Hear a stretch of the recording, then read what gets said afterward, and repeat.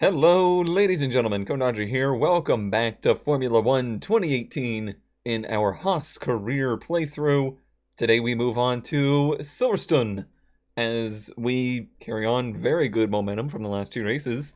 We need to look at some messages though, because Carl had some bad news. Well, good and bad news. We have the new wing flaps, we have a new weight reduction, we have a MGUH wear reduction. Unfortunately, the oil pressure pump upgrade failed, so no extra power today. That's okay, but less weight, more front downforce, that's good news. Let's also look at the... actually, I do need to look at this. I need to look at my rivals, because I need a new one. What's button 18? I don't know. Well, let's just hit enter. Okay, so we got some bounties out here for some drivers. Last time we went up against Carlos Sainz. Looks like that's less of a bounty. This time we would have to go for something a little bit higher. Do we dare try to go up against one of the Red Bulls?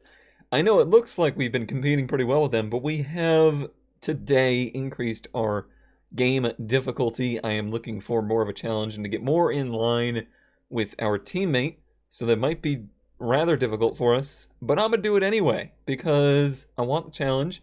And I do think our car is getting better, and I think I am getting a little bit better at driving the car. I do expect to be able to beat Kevin Magnussen. I am the #1 driver. Therefore, in my mind, I should be doing better than he is, but I just don't want to be terribly far ahead of him. But I think if we can be on the fringe of fighting with Red Bull, that's a good place to be. So let's choose Danny Rick for our rival. That'll be interesting. And let's see here. F6 again brings us to the R&D tree. We're going to choose new things.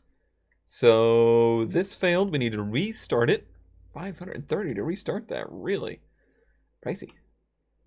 Okay. Well, I'm going to be ready for Germany. Our first time back at Germany. Let's also do a new chassis upgrade. 1,500 points to use. This is a... Let's see. Weight redistribution. This is a tire wear. Let's do the tire wear one because that's really, really nice to have. There's only a 32% chance that will fail, and it's only 500 points. As well as, let's see, we have 900 points left. We could probably do something in the aero department as well. We could do... Oh, we can't actually. We don't have enough resource points. I would have to start that later on this week. I think that's what we'll do. We'll probably do something like a rear or ring flap dealio. But I'll get to that after practice. No big deal there. And that's it for that. How are we looking overall in this department? Nice big bump there. I mean, that's why I feel like, as a team, Magnussen should be right there behind the Red Bulls. Our car is way better than the 3 mid-pack cars behind us. I really do feel like he's underperforming, to be honest.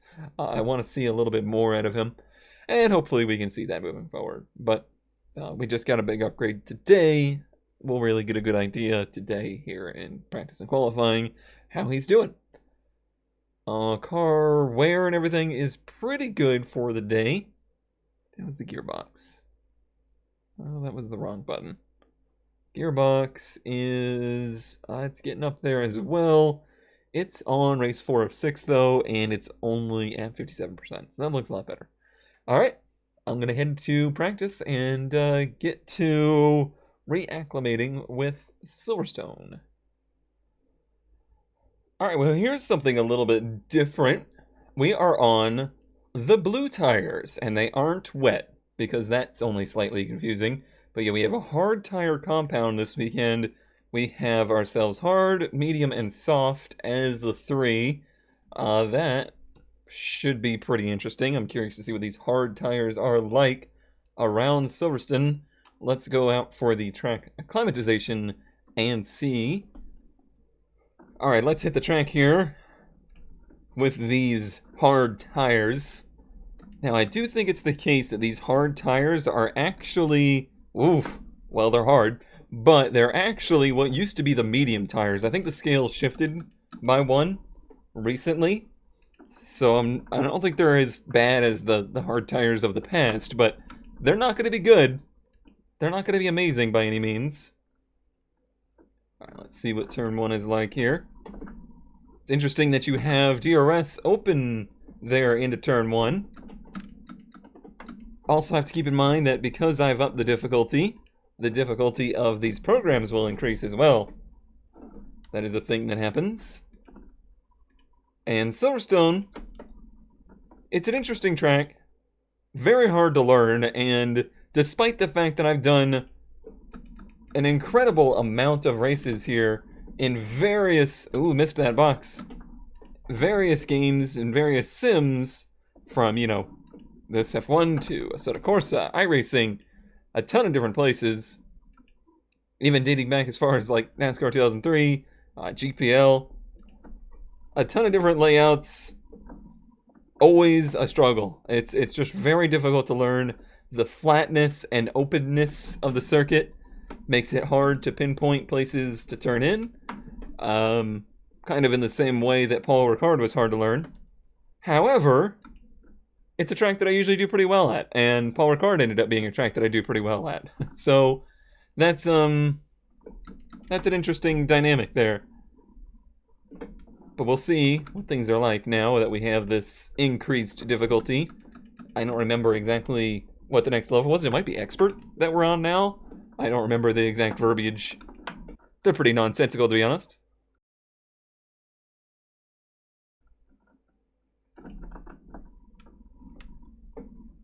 Boy, that is... Oh, yeah. No, thank you. No, thank you. That's dicey going into turn 1 with the DRS zone there. I wonder what I can do about that. Huh.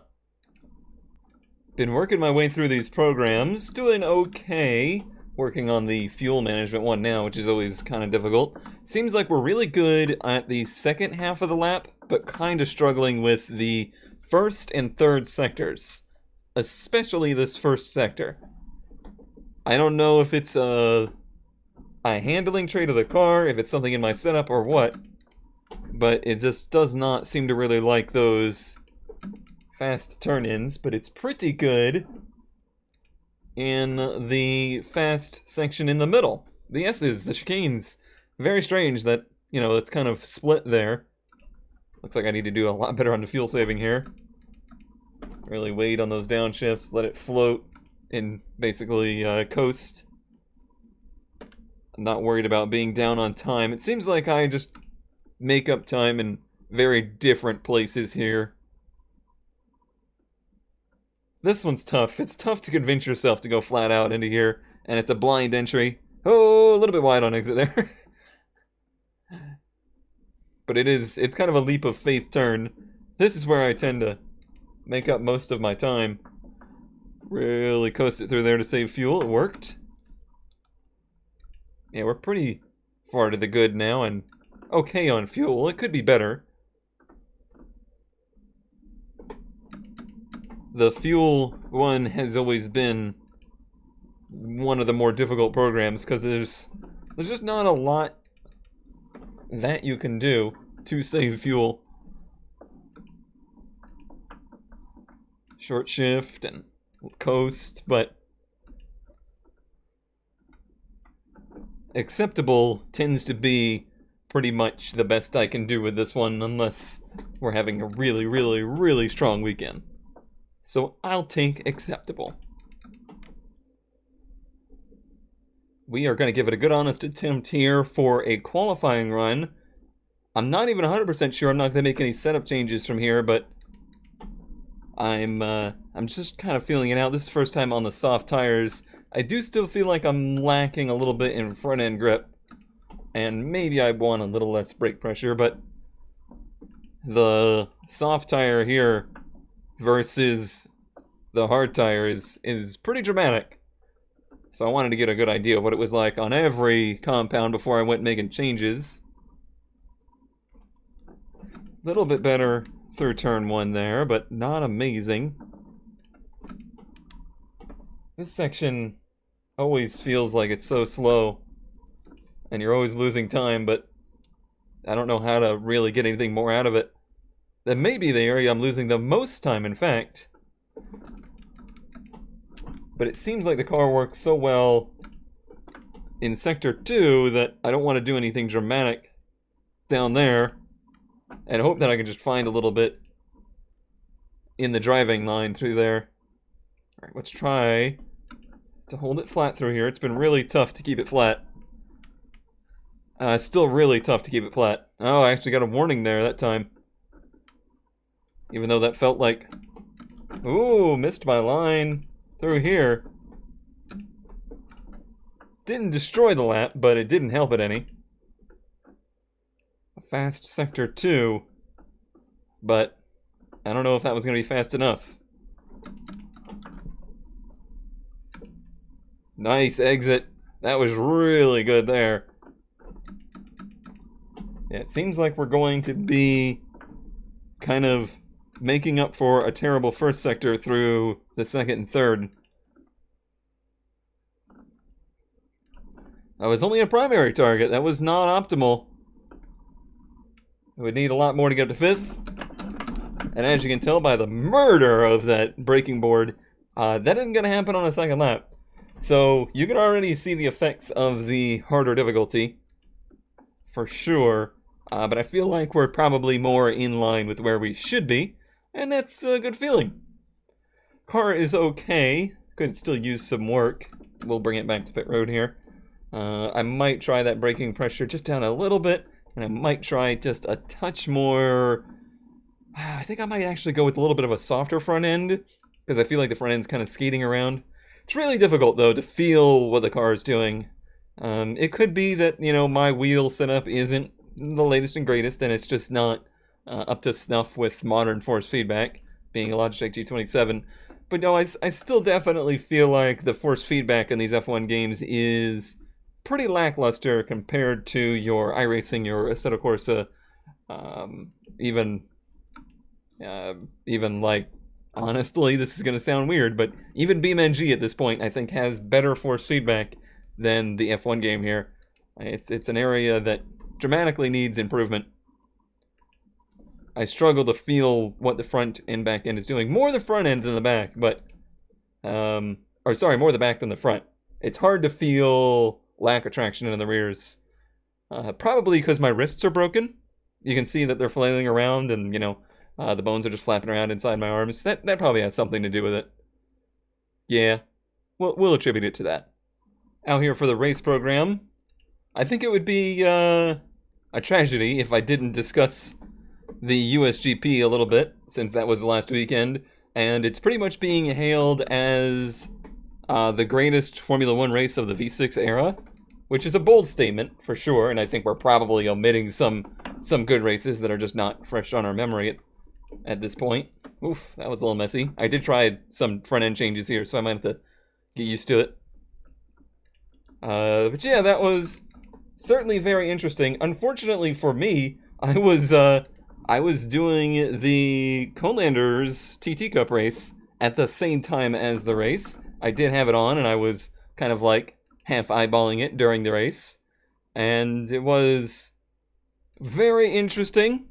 It's one of those races that the result has made the race have a better taste in our mouths than maybe it would have otherwise. I think if you had played through that same exact race and Lewis Hamilton won the race, then, oof, wow, I've really ballsed it up here.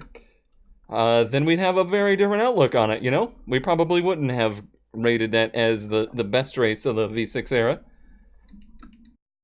If we try to strip out every detail of who was in the race and who had the battles, it was a good race. There was fun strategy involved. There was, you know, diverging strategies. That always makes for a good time. And overall, it was just... Yeah. Overall, it was just an entertaining experience. And then we get to add on top of that the fact that Kimi Räikkönen has actually won another race. The longest gap between victories in F1's history. Very, very interesting to see that. And honestly, I think we're all a little bit relieved. Because there's a certain attitude in Formula One that the number 2 driver of Ferrari does not get to win races, and it looked like maybe that was going to be how Kimi's career ended, seeing how he's going to Sauber next season and is frankly unlikely to win races. It's not impossible, but it's unlikely. This has been a better lap. So yeah, it was nice to see him get the win. It was another really bad weekend for Vettel, just kind of throwing away opportunity since Hamilton did not have an outstanding race lined up. Which way are you going to go, Hartley? Thank you.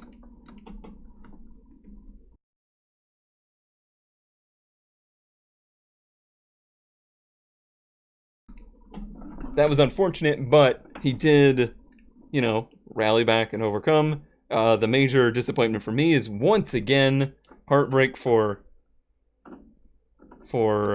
Ricardo, who honestly may have been in position for at least a podium, if not fighting for a win in that race. Had that not happened, you never know. He was in really good position, and it was a track that he's obviously good at. So that sucks.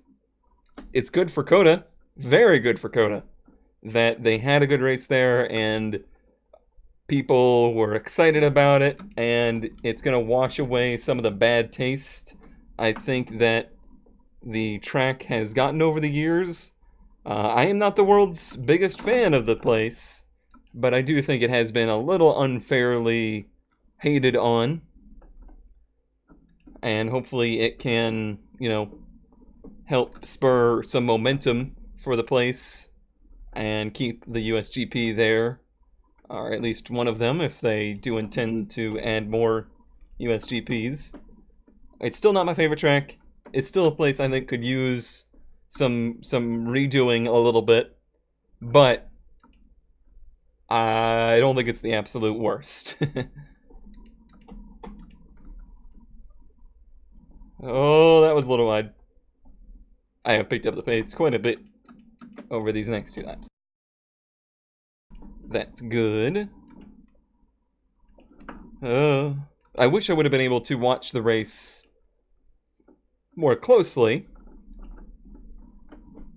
but I will admit I'm one of those F1 fans. You know the ones that kind of lose interest once the championship's been decided. That does happen to me, I have to admit. And I have to admit, I was kind of the same way with NASCAR too when those were decided early.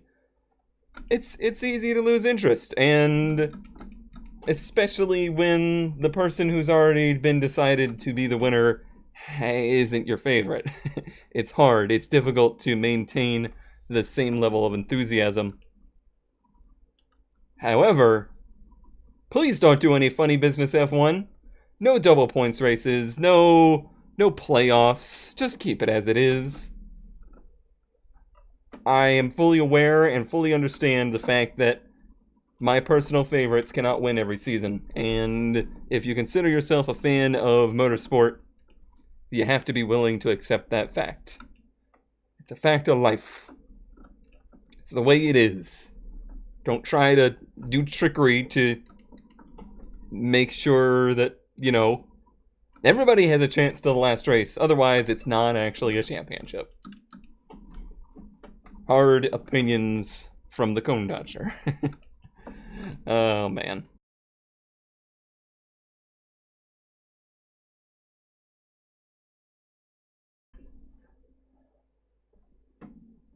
It was practice, lady.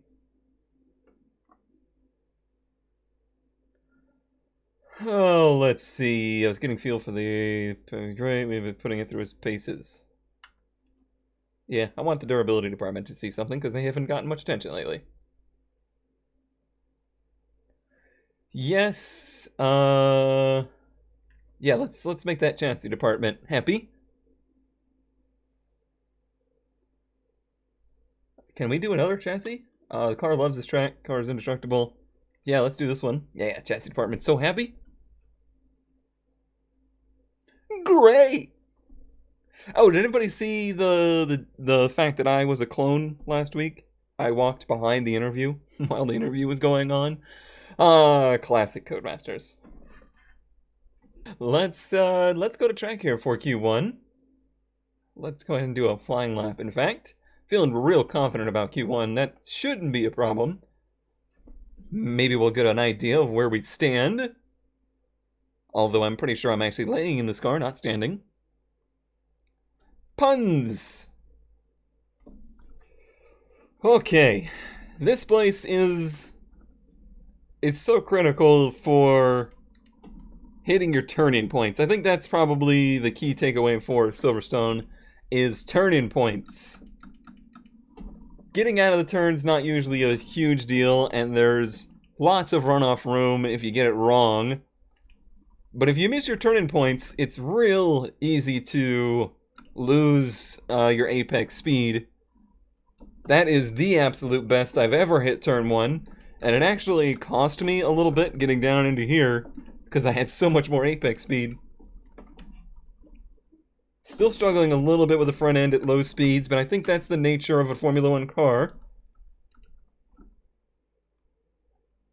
This one, again, is tricky. You gotta just believe that the turn is there, because you turn in not at all seeing where the apex is, thanks to the flatness of the track. Hamilton puts in an early 30.4 on the medium tire. A 30.4 is what we did in the practice program, so that gives you an idea of the kind of paces we're running here. Ooh, that was a little bobbly. This is where I've been making up the most time. And then down to 5th. Let it coast, let it coast. See the green curb, hit the gas, hit the DRS. Really nice middle sector there. But we're only 11 hundredths off of Hamilton, despite the soft tires. So yeah, that gives you an indication of the difference in pace. Nice. Other than that one little bobble, oh, and a little bit of a bobble out of the last turn. Pretty good lap. Should be able to get us through easily. There's a 30.469. Nice. Well, to be honest, K-Mag kind of disappointing me there with a 30.5 on the softs. That's quite a bit down on what I would want out of him here, but 11th place is good enough to move through. We'll see what he can do in Q2. That kind of rhymed. As we are through to Q2, we're going to go out and see how we do. I should really stop. Oh, man. DRS open there? It does. Not that it really matters. The thing I haven't really been doing is messing around with the engine modes. If we could go down to 4 out of the turns, perhaps, to get a little boost.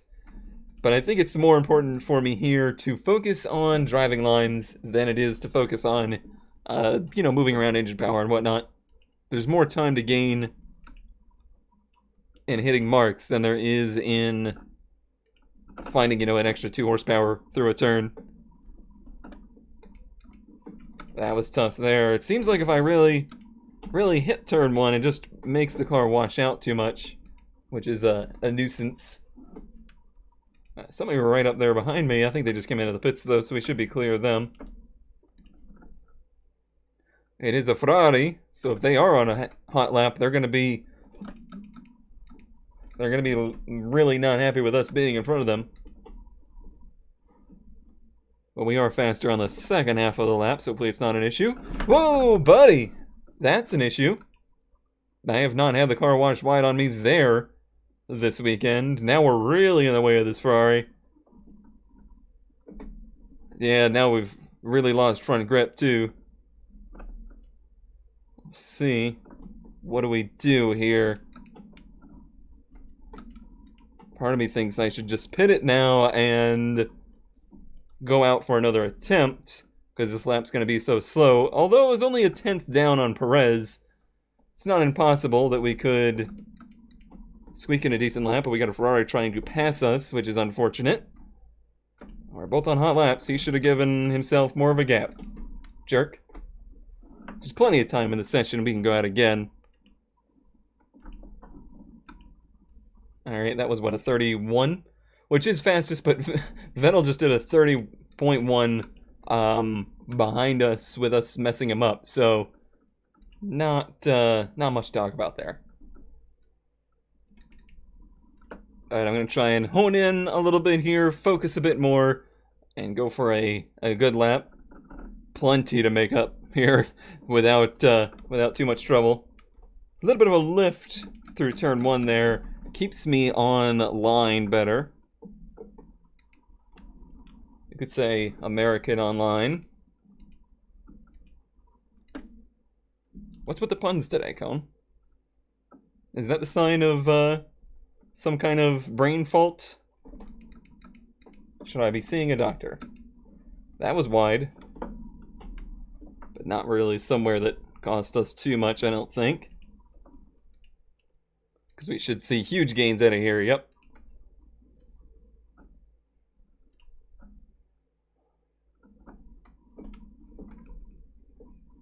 I'm literally doing that right now, Jeff.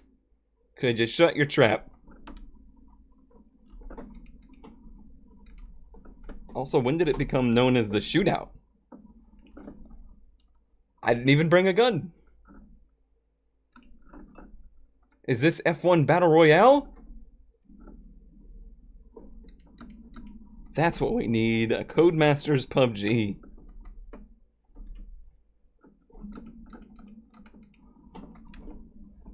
Just make sure it's peer-to-peer, because that's the right way to do networking. Alright, well this was a much better lap. Up to 4th. Feeling comfortable with that. It's probably not going to be, but maybe 6th or 7th overall, but should be comfortable to get us through. Decent lap. A little bit hairy in Sector 1, but not terribly upset with it. Car's making a grindy noise, though. Something seems to have gone off. Like, one of the parts is getting worn, because it's making that... You hear it? That, like... I'm sorry. I'm losing it. Good news. Magnussen up there in 8th, and we're in 4th. Only one of the... Oh, wow. What did you do, Ricardo? I wonder if he had a car problem, or if he's taking penalties this week or something. 14th. 14th. And never went on softs. That makes me believe he never got a second run in. Okay. Interesting. Alright, let's go straight to the track. Let's get a lap in very early here in Q3. I'm really hoping to get somewhere into the low 29s. I feel like I have it in me. The car has it in it. But I gotta piece the two together. The optimal lap time for overall is somewhere in the low 28s. We definitely don't have that kind of pace. And I guess that's a good sign.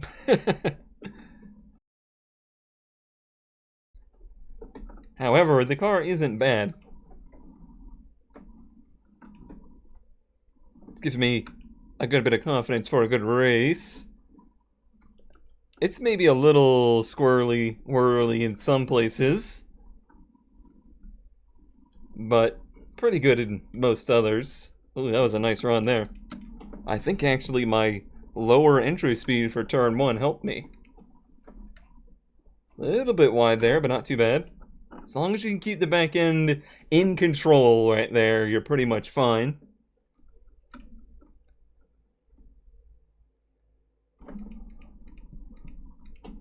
Really dove it into here, but a much better line through there than I had in Q2. That was a pretty darn nice run through there overall. Pleased with that. Let's go through here with just a little breather. Very nice, very nice. I wish there was a throttle input guide for you guys. Most rail sims have pedal displays, so you can see what kind of inputs I'm giving. With these modern engines, it's real hard to actually hear what's going on because they do so much overrun. And they're doing so much off throttle that they still sound like they're on power. Car is incredibly stable on the brakes, which is nice. Very stable on turn-in. I think that front roll bar change was good. A 29.7 is right in line with what we've been running. Vettel's up there to 29.4. I'm debating if I want to go out for a second run or not. I'm going to look at the times and see. I kind of want to keep the time off the car, though, to be honest. So after the first runs, we're sitting fourth, ahead of Bottas, ahead of Verstappen. Yeah, I think I'm going to stay with that. I don't have a fast sector anywhere, but I think we have a nice average. An interesting P4 there. They did it again. Only half of the cars that went out for their second run went out with enough time to do their second lap. Including our teammate, I believe, did not get a second lap in. Very bizarre. Very, very bizarre. Fourth place is a good start. We're pretty far down off of Hamilton time, and not really even in touch with the Ferraris. I think we're really going to struggle to keep ahead of Bottas in the race, and that might be how the race goes for us. To go in advance, I don't think we'll have an interview today because we had one in practice. Overall, I'm feeling pretty darn good. Happy with where we're at, and happy with the way the car feels. Gonna be a little bit of a dicey race. I don't think our handling is, like, absolutely perfect, but I think it's good enough to get us through, as long as the loose nut behind the wheel can keep the car pointed straight.